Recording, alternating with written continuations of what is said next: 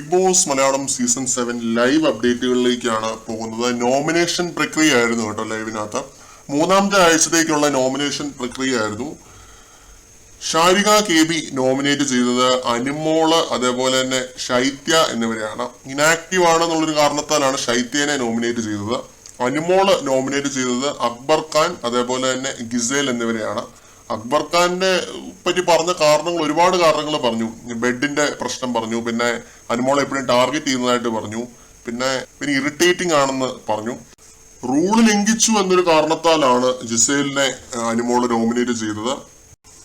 Abhilash nominate ചെയ്ത രണ്ടുപേര് ശരത്ത് അതേപോലെ കലാഭവൻ സരിക എന്നിവരെയാണ്. ശരത്തിനെ പറ്റി ആ ഒരു ലെഗിന്റെ ഒരു കേസാണ് പറഞ്ഞത്, ഡിസബിലിറ്റിയെ കളിയാക്കി എന്നുള്ളൊരു കേസാണ് അഭിലാഷ് പറഞ്ഞത്. അതേപോലെ തന്നെ സരികയെ പറ്റി ഗ്രൂപ്പിസം ആണെന്നുള്ളൊരു കാരണം അഭിലാഷ് പറഞ്ഞു.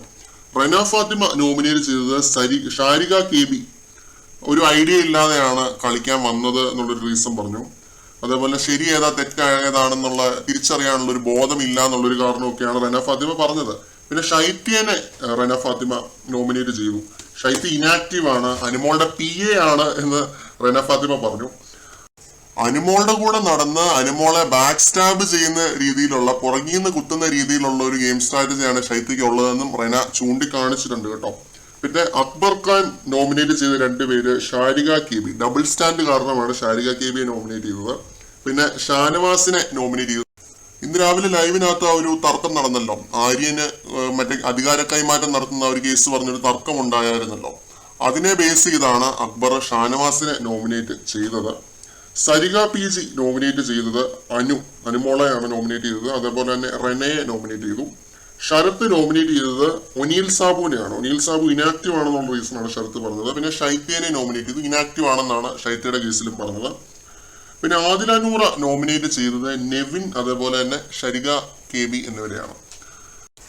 നെവിന്റെ കാരണം ഇന്ന് രാവിലത്തെ ആ ഒരു കിച്ചൺ ഇഷ്യൂ ആണ്. ലൈവ് കണ്ടവർക്ക് അറിയാം, അങ്ങനെ കിച്ചണിൽ ഒരു ഇഷ്യൂ ഉണ്ടായിരുന്നു നെവിനും അതേപോലെ ആദില നൂറയും തമ്മിൽ. അതുകൊണ്ടാണ് ആദില നൂറ എന്നിവര് നെവിന്റെ പേര് പറഞ്ഞത്. നെവിന്റെ നോമിനേഷൻസ് ഷാരിക KB അതേപോലെ തന്നെ അക്ബർ എന്നിവരാണ്. അക്ബറിനെ ടീമിന്റെ ഒരു കേസ് ഇട്ടാണ് പറഞ്ഞത്, ഗ്രൂപ്പിസം ആയതുകൊണ്ടാണ് അക്ബറിനെ നോമിനേറ്റ് ചെയ്തത്. ജിസേൽ നോമിനേറ്റ് ചെയ്തത് സ്വാഭാവികമായിട്ടും അനുമോൾ അതേപോലെ ആദില നൂറ എന്നിവരെയാണ്. ആദില നൂറ ഇനാക്റ്റീവ് ആയതുകൊണ്ടാണ് ജിസേൽ ആദില നൂറ എന്നിവരെ നോമിനേറ്റ് ചെയ്തത്. ഷാനവാസിന്റെ നോമിനേഷൻസ് റെന അതേപോലെ തന്നെ ശരത് അപ്പാനി.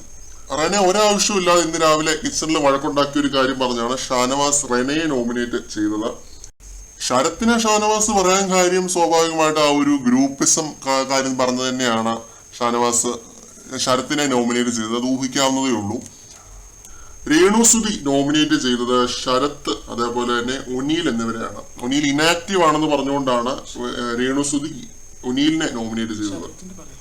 ഈ ആഴ്ച നോമിനേഷനിൽ വന്നിട്ടുള്ളവര് ഷാരിക KB 5 വോട്ടുകളാണ് ഷാരിക KBക്ക് ലഭിച്ചത്.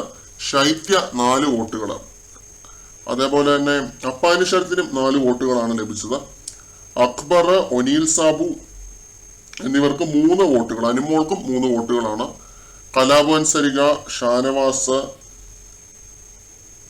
റെന എന്നിവർക്ക് 2 വോട്ടുകൾ. അപ്പോൾ നോമിനേഷനിൽ ഈ ആഴ്ച വന്നവര് ശൈത്യ, ഷാരിക KB, സരിക, ഷാനവാസ്, അപ്പാനി, റെന, അക്ബർ, ഒനീൽ സാബു, അനുമോൾ എന്നിവരാണ്. 8 പേരാണ് ഈ ആഴ്ച നോമിനേഷനിൽ വന്നത്. കൂടുതൽ ലൈവ് അപ്ഡേറ്റുകളുമായിട്ട് നമുക്ക് വീണ്ടും